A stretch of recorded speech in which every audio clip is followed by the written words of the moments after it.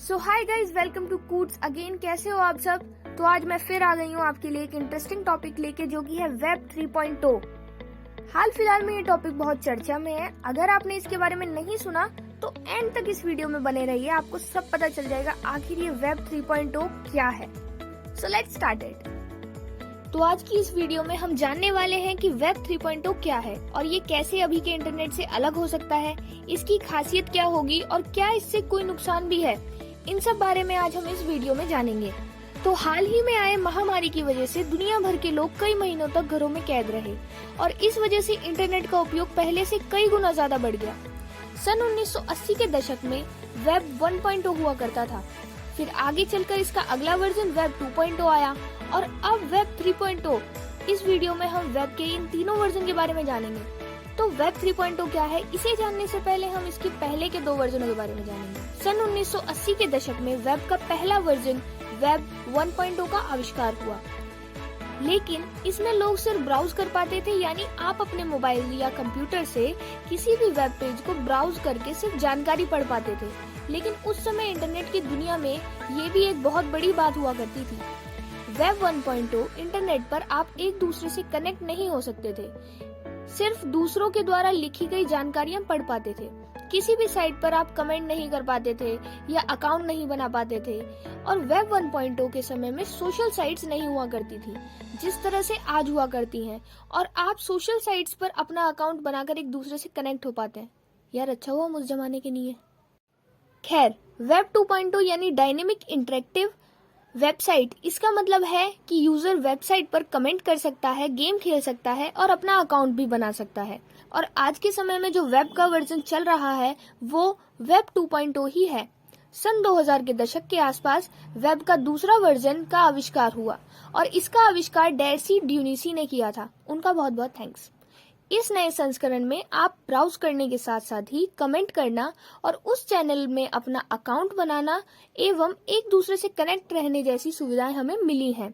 हमारे बहुत से दर्शक को ये नहीं पता होगा कि वेब 2.0 क्या है, तो हम आपको संक्षिप्त में बता दें कि अभी के समय में जो आप इंटरनेट पर ब्राउज करते हैं वही वेब 2.0 है, और इसकी ही वजह से आप ब्राउज करने के साथ साथ हमारे चैनल पे कमेंट भी कर सकते हो और हमें सब्सक्राइब भी कर सकते हो, जो कि बिल्कुल फ्री है।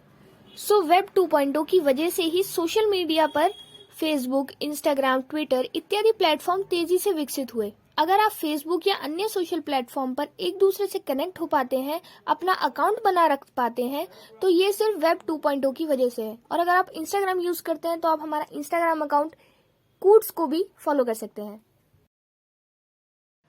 तो अब जानते हैं हम वेब 3.0 आखिर ये क्या बला है। सो वेब 3.0 यानी कि डिसेंट्रलाइज्ड वेब, यानी इस संस्करण में वेबसाइट के फीचर के ऊपर कोई भी बात को डिसाइड नहीं किया जाएगा, बल्कि इसका मेजर एलिमेंट होगा डिसेंट्रलाइजेशन। इस डिसेंट्रलाइजेशन को यानी वेब 3.0 को ब्लॉकचेन टेक्नोलॉजी पावर देगा, और यही टेक्नोलॉजी क्रिप्टो करेंसी में भी इस्तेमाल किया जाता है।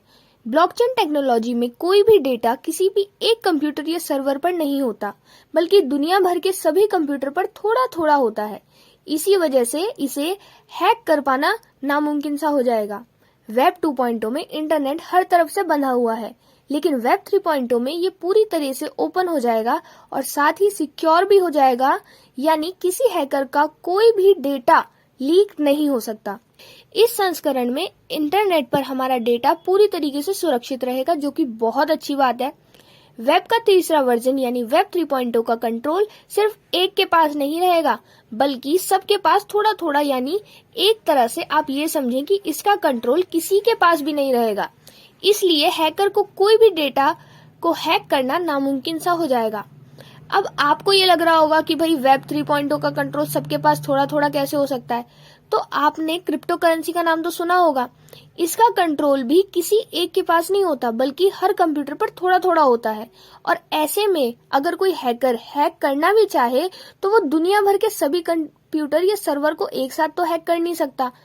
उसी तरीके से क्रिप्टो करेंसी के डेटा यानी ब्लॉकचेन में लिखा होता है कि उसी तरीके से डिसेंट्रलाइजेशन भी एक डेटा किसी भी एक कंप्यूटर में ना होके बल्कि ब्लॉकचेन में रहेगा और ऐसे में आपका डेटा पूरी तरीके से सेफ और सिक्योर रहेगा।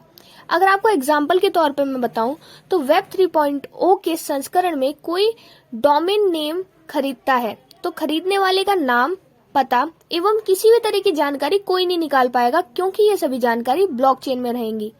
तो आप क्या सोचते हैं इस वेब 3.0 के बारे में? मुझे पता है वीडियो लंबी होगी, लेकिन ये बहुत जरूरी था जानना, क्योंकि आज के टाइम में हम सब इंटरनेट यूज करते हैं, तो हम लोगों को पता भी होना चाहिए कि आखिर ये इंटरनेट कब बना, कैसे बना और इसमें आगे क्या क्या आविष्कार होने वाले हैं। तो ऐसे ही और इंटरेस्टिंग टॉपिक्स के लिए आप कमेंट करके बताओ और कूट्स के चैनल को सब्सक्राइब करो एंड स्टे सेफ।